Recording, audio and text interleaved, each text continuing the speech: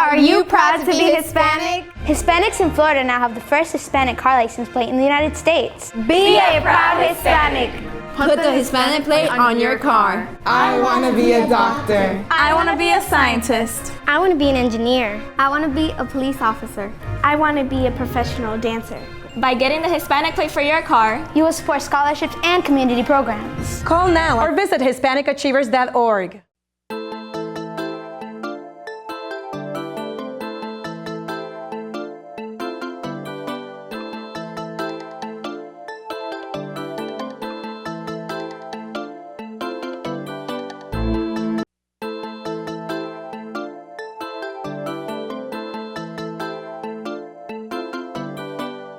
Good evening. Welcome to another segment of EduTV. I am your host, Greg Perkins. And I'm Angela Morales. She's our co-host. Okay, today, as you know, every time we meet on this show, we try to figure out how we're going to solve all the problems that exist in education. Today, Angela is going to focus on, what, 10 things? The top 10 things that all of you should know before January 2016. The top 10 things that teachers should know before January 2016. So before the new year, which is right around the corner. Okay, yeah.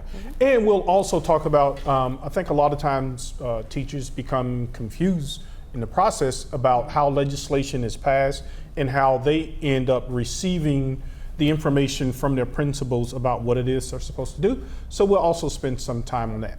With that being said, Ms. Morales, take it away. All right, before we start, I have a gift for you, Mr. Greg Perkins. Well, 'tis the season to be jolly. That's right. For gifts. And I think that it's very appropriate for the holiday season. I got some hats for us. Okay. Full matching hats here. Here we go. Happy holidays from EduTV. That's right. Better be good. Ladies and gentlemen, without further ado, I will explain the top 10 things that I think you need to know before January 2016. And the first thing, which is actually 10 on my list, because I'm going to go in order of what I think is most important. And I mean, I guess some people would say that this is the most important, but it's the first point that I'm going to bring up today. Number 10 is we're all feeling it. I think a lot of teachers, Greg, think that they're the only ones feeling overwhelmed and stressed out. And well, I mean, teaching's I don't want to say tough. I want to say it's a challenging job. It is a challenging because it requires a lot of planning, a lot of time that's after the school day. Correct, and a lot of multitasking. You've got lots of tasks going on. You've got paperwork you've got to finish. You've got parents you have to email. You have lesson plans. You have to teach somewhere in between. And we know that teaching obviously is a priority. So you're not alone. Don't ever think that you are the only one out there feeling the way that you're feeling at times. And I also, too, on that note, you went to a meeting yesterday with a round table with the superintendent? I did, and you're getting ahead of me. I'm sorry. Just want to know that you guys are loved out there, teachers. Right. Okay. That is a point on my list. Oh, okay. Number 9 is that I don't know if teachers really know that the state eliminated the common mini assessments. There was this big thing last school year that there was over-testing. We know that's a big concern. It's still a big concern because the mini assessments were every week and then we had to graph them and send them to the county. Well, that's no longer required. Okay, so what the teachers had to write the mini assessments or the county gave those? Well, what they did is they kind of had like a group of teachers that they would meet together at certain times and they would write these assessments and then they were filtered out to the schools. Okay. I think they could be tweaked. I'm not really sure like the protocol, but I know that for us, it was written by a group of teachers and then we were given the assessments, Scantrons were made and whatnot, and we had to graph them. But anyway, that was last school year and the state eliminated that process. However, I know that the biggest question has been, well, we still have common assessments. So why do we still have common assessments if the state doesn't require them? Well, the county still requires that we test our kids. Now, when we do a unit plan or anything like that, we know that teachers test their kids anyway. Okay. So what the county did was, instead of making us use their test, they said, teachers, go ahead and use whatever you would like to use. Oh, wow. Yeah, okay. That's good. It is good. It has its pros and cons. The pro is, well, you get to write your own assessments because you're doing them anyway, right? Essentially. The downfall is it is very time consuming because, and it is a good thing, we're moving towards standard-based instruction, which we know is more effective than just picking up the textbook and turning the pages. but it is very time consuming. But I did find out that those assessments were released, and a lot of teachers don't know that. Oh, release meaning? All the tests that the county provided for us last year, all those resources, instead of reinventing the wheel, they are there for us. It's like a bank that they put together. But how can teachers access those? Well, assessments? I'm going to be putting that on my blog. So all of the information for this evening I will be posting on my blog tomorrow, and teachers can go there and go ahead and access And where what to is the find name it. of your blog? My blog is www.teacherteacherdiaries.blogspot.com. Right. We want all educators to know we welcome all voices on here. And we are so happy to have Angela because she's actually an in-class teacher. So you are getting the information from a primary source. That is correct. So, and a lot of this information is already available to everyone. It's just a matter of knowing where to find it and putting it together. And we know teachers they're swamped with a lot of work, and you don't always have time to Google or find resources. So it's just a good place to find information on one spot. Yep. And Basically. teachers, we want you to know, EduTV, we have all of your answers. All of So them. tune in, please. That's right, and give us a call too if you Yep. want any topics or anything added. So number 8, charter schools. I know Okay. we've talked about charter schools. The biggest thing is, and we've seen it in our school too, we have a local charter school that just opened, it looks beautiful, it's brand new, and parents are like, wow, a new school, we should send our kid there. What teachers and parents don't always know is that charter schools are funded by public schools. So a lot of time, money is taken away from other schools to be able to provide for these schools. And did you know that oftentimes they don't even have the same resources? They do not have the same resources. And I also don't think a lot of teachers and parents know about why and how this movement started. It was led basically by Jeb Bush, and it was a way to give parents choices. Right. Well, there's a lot of money in public school education. You're talking Yeah, billions absolutely. of dollars. Well, anytime people see billions of dollars, you're going to have some people who are truly doing it to change the educational process. Correct. And you're also going to have some people try to take advantage of the funding. Correct. So the research has shown that charter schools, they don't fare any better. In some cases, they fare worse than public schools. And they definitely don't have the amount of resources. However, there are some really good ones out there too. So Right. just as there's some good public schools, there are some bad public schools, there are also some good charter schools, there are some bad public schools. So the big debate always takes place because that money is being diverted from a school district Right. that would normally get that money to support the kids at that school, Correct. and it follows the kids to the charter school. So That is correct. And not only that, the requirements are a little bit different for charter schools. So oftentimes the teachers are not required to have the same certifications as in other schools. It just depends on the charter school that you're attending. Correct. The next point is basically number 7 on my list is lesson plan templates. okay. Lesson plans. I don't know, have you heard of teachers complaining or even talking about lesson plan templates lately? No? Well, I've seen them. You've seen them? Yeah, Okay. yeah, I've seen them. Well, the county did a great job actually in giving us some resources and some more helpful tools to making it easier to navigate some of the templates. But I just want you to rest assured that you don't have to use any specific template. You really don't. I know that schools, they encourage the use of certain templates. Yeah, to standardize the process. Right, so that if everyone picks it up, then it looks the same and everyone can kind of pick up the same lesson plan and work from it. And it's also easier for administration when they walk into your room and do a Right, walkthrough or yeah, something like that. and they can follow. They can follow it. And it's a more efficient way It of is. evaluating Right. what's going on. I think the biggest concern is some schools have different requirements for them, and some schools are requesting that you put in the Marzano elements and other things that it's very time consuming. Right. And so those things, you know, unfortunately, we can't really get done during our contracted day. But if teachers just know, you know, do what you can, and you know, don't feel like you can't use your own template if it works for you. So, but 6 on my list is how to write local legislators. I am going to put on my blog something I haven't put on before, and it's instructions and directions on how to write your local legislators. Because oftentimes we don't even know who's up there. Right. There's a process. I'm a big process guy, I guess. And basically, there are a lot of teacher myths or things about education that people don't know. What people don't know is that the superintendents are required to implement the laws that are passed by Congress. So this is how it flows, right? Each state receives money, tax dollars from the state. You get federal dollars, and you also get your local tax dollars, okay? So you get this big pile of money. I think Florida has in excess of 60 school districts. I think it may be 67. So anyway, they get this big pile of money, right? Okay, so your elected officials, the people that you vote for, they say, oh, we have a big pile of money. Some of this money has to be allocated for education. What do we think? It's the legislators now. What do we think is best for the school districts and for the students of Florida? So they have these committees, and they have an education committee. So the education committee, they will come up with things like the FSA.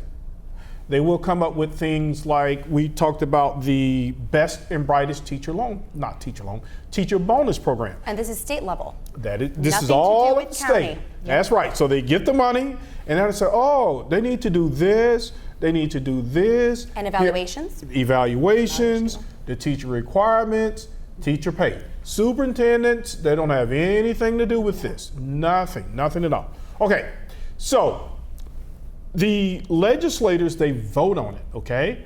And then that information is passed to the governor, okay? So the governor has to sign. Sometimes he'll like some of the things that he don't, he'll veto it. But keep in mind that a lot of times the legislators will work together with the governor to craft what they think is best for Florida students. So teachers, parents, keep in mind yet that these rules are passed by the legislators. The legislators give it to the governor signs this information. Once the governor signs this information, he in turn, and these are all public meetings, by the way, guys, you can go to them anytime you want to.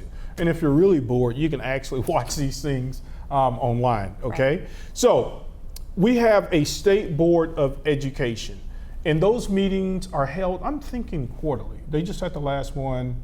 They had one in October, and then they just had a recent meeting last week, okay? And it's open to the public, folks. You can come, you can attend, you can voice your concerns. And sometimes when they don't have the meetings in public, they will have a conference call, okay? So you can dial into the conference call, because years ago, they passed a law called the Florida Sunshine State Law. So no public official can have a private meeting. Okay, so sometimes you go to those meetings, you'll see people like opt out. And the thing is that they are public meetings, but a lot of people don't know when they are. So that's why they got to watch us. They need to or go to your blog and go to the blog page and know when these meetings are taking place. That's right.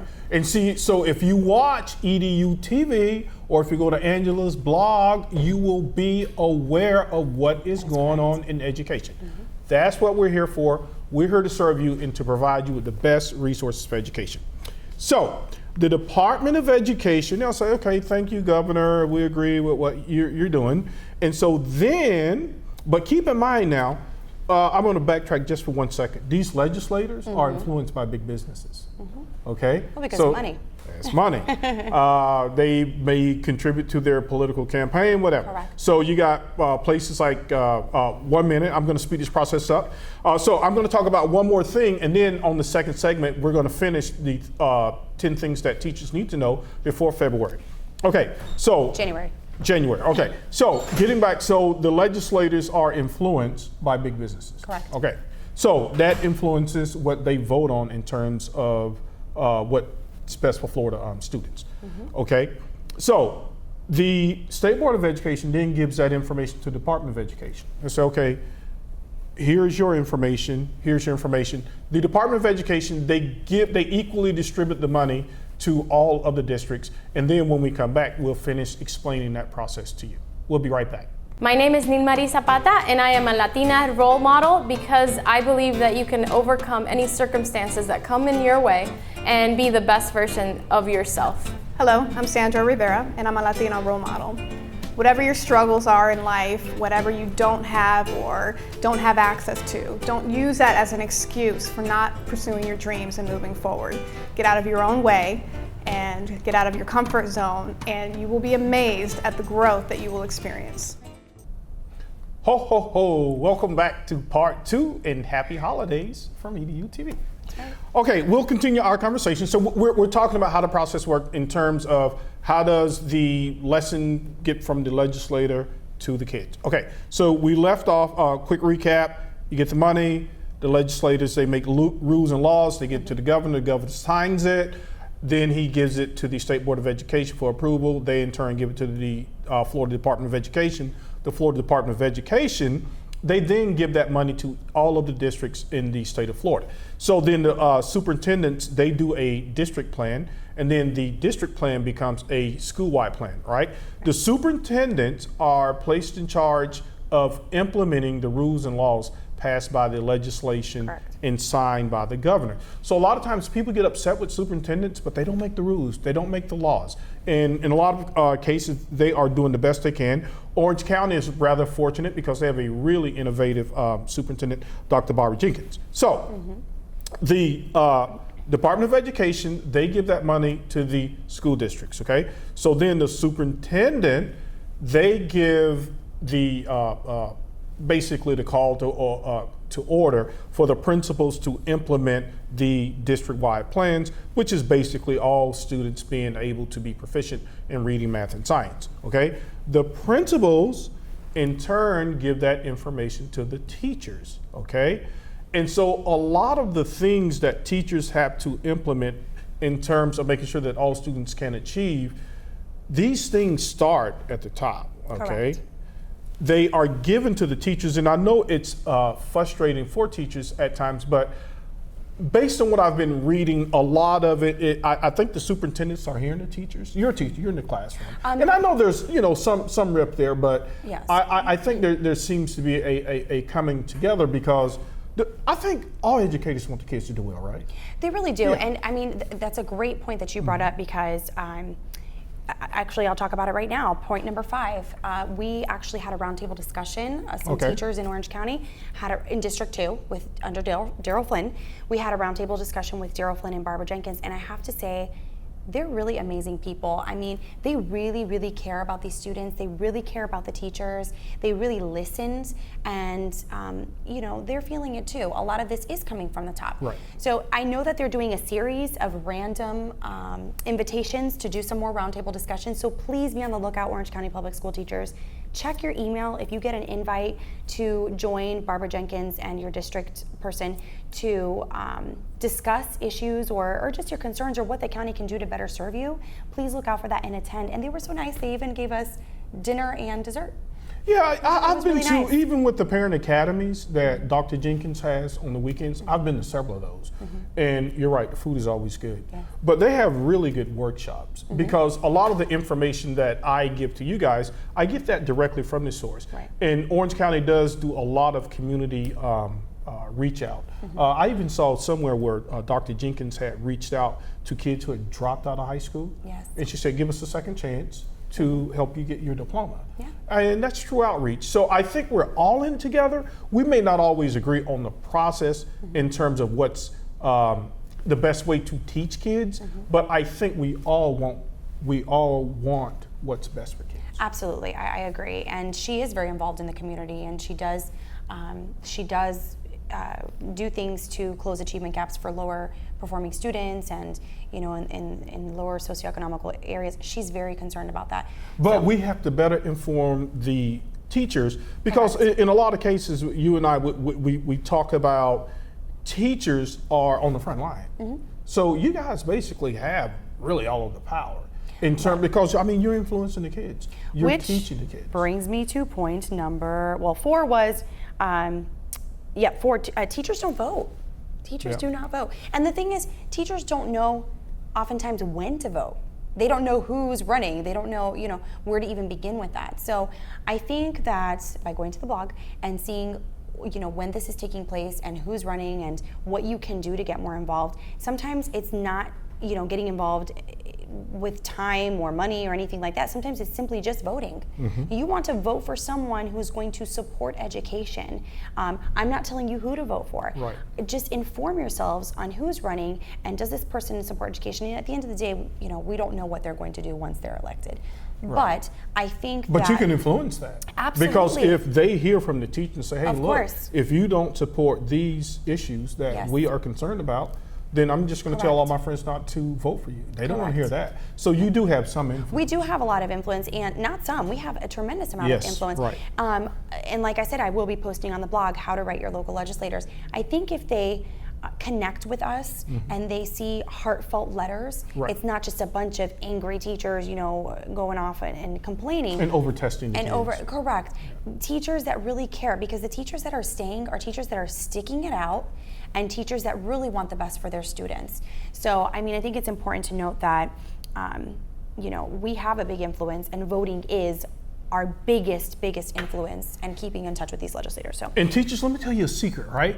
If, I know you're really busy and you don't have time to go to the voting booth, you know what I do, and I've done for the past Absentee several ballot. years? Absentee ballot. They send it to your house. You don't even have to put a stamp on it. So you can get your Starbucks, you can sit at the table, you can read all of the rules, and then you just put it back in the mail. How easy is that? So vote. I know you think your vote doesn't count, but it does. One vote can equal a lot of votes. It really So does. if you really want to participate in the process and you don't have the time, vote.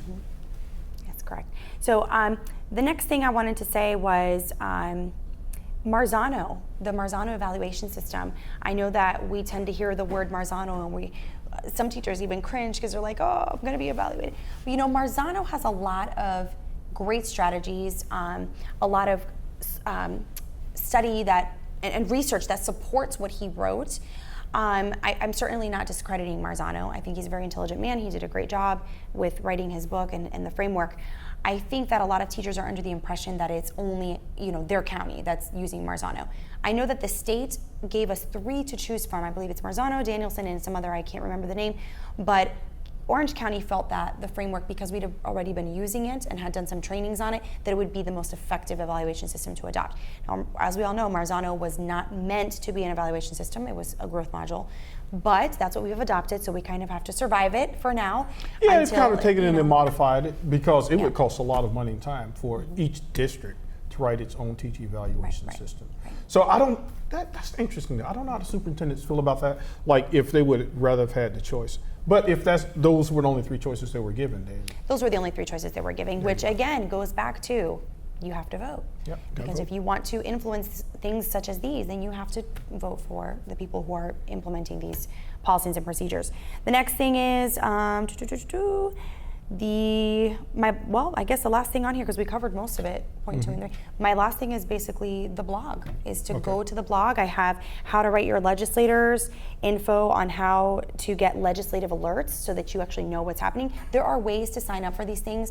I don't expect everybody to go research tonight and read a bunch of articles. but I think part of the thing that we have to do here at EduTV with your blog, number one, we want to empower teachers and make teachers responsible for their own growth.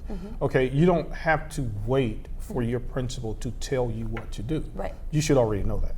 Okay, so, and there are resources, because I know that this resource is not perfect, but I hear a lot about CPOMs. There's a lot of good information on there. There is, but some of it is also, I think they're revamping and putting some new things, but some of it is a little outdated. Right. I know, especially for science, I was working with science, doing some plans, and some of the things on there they didn't apply to the standard. So I think they're still updating some things. But it's just one of many resources. There are many. There's Safari Montage. Launchpad. I don't know if you're familiar with Launchpad. I am Launchpad not. it's basically think of your, I don't want to say teacher Dropbox, but it's essentially like a page where everything is there for you. Okay. All of your textbooks and everything is on Launchpad. I find it helpful because I can go to Launchpad and I can click on all the resources that I want to use. There's a plethora of resources out there, so sometimes it's overwhelming to see everything that you can work with, which is why I mentioned the common assessments are already there. You can pick and choose from those. I know that a lot of teachers use Teacher Pay Teachers. That's a huge resource. Again, you have to tweak some of that stuff because you have to align it to your standards.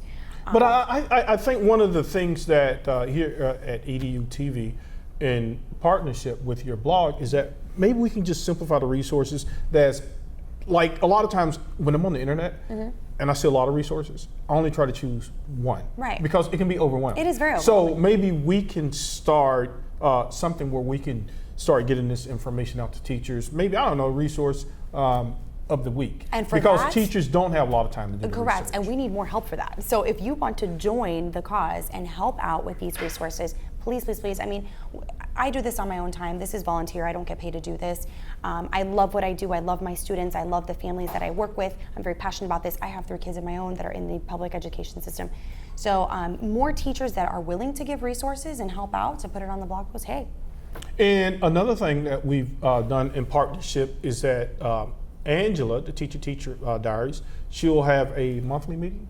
Yes. Yeah, and so during these meetings, they will just be social informative sessions, because the last thing you want to come to is another boring workshop. No. Okay, we'll try to make it exciting as possible. We'll all wear Santa hats. All right, so, but no, we will have monthly meetings just to let teachers know, like we may have a legislative update, okay? We may have here's something that worked really well in my class. So be on the lookout for those type of Absolutely. things. The tentative date for the next one is Friday evening, January 8th. It's the Friday after we come back from winter break. We just had one last Friday. We went really well. We had about 20 people show up. I mean, it was just a social intro. We didn't do too much. And it's for parents too, right? Parents and teachers, anyone is welcome to come. And basically it's just a social where people get together. It's nice to be able to talk to other teachers from other schools and see what they're doing, see what their concerns are. And to ask questions. I hate to admit it, I'm kind of like an education nerd. Just bought another teaching book today. So if there's anything that... That's not a bad thing. Right. So it's really an opportunity to come out, socialize, maybe have a glass of wine, okay? But talk educational policy, because our overall goal is to improve the lives of students. Correct. And we want to give teachers the tools, resources, and know-how, and make it feel like they're not going to a salt mine. And you hit the nail on the head when you said empower teachers. Teachers need to feel like they went to school and that they matter. Right. It took us a long time to get a degree in education. It took me 5 years to finish my education degree. It certainly wasn't easy. Internship, not being able to work. I had kids at the time when I was, in school, when I had decided that I wanted to be a teacher. So we put a lot of time, we have a lot of vested time in But in teachers our have to careers. believe that, which is teachers have to why believe it, correct. we've partnered to help meet some of the needs of you guys. And if there's anything that you all want to share with us, just in terms of some things, because we have various guests on, like next week we are having a teacher on, and he served in the military, and now he's a teacher, and he received an award by a governor. We also have superintendents on. So we're here to serve you. We have about 45 seconds left, and we won't see you for a couple of weeks. Yes, I'll be on vacation. Very good. Yes. You deserve it. Thank you. Okay. Thank you. All right. Everyone deserves a vacation, right? Exactly. And everyone deserves a Santa hat, That's too. right. All right. So is there anything else that you want to share before we I sign just off? want to wish everyone in Orange County Public Schools a lovely holiday season, no matter what you celebrate, no matter what your background, your culture is. Kids, be safe, and I hope to see everyone in January for the new year. And remember to tune in each week, Channel 49 at 9 p.m. for EduTV. We are here to serve you. And if you don't have Bright House, YouTube. Yep. Oh, Bright House, that's right. Very good. Yeah, Bright House. So, and we're on some other channels too. So if you don't have Bright House, call us and we can try to find out which station you're on. Okay, on that note, good night. Good night.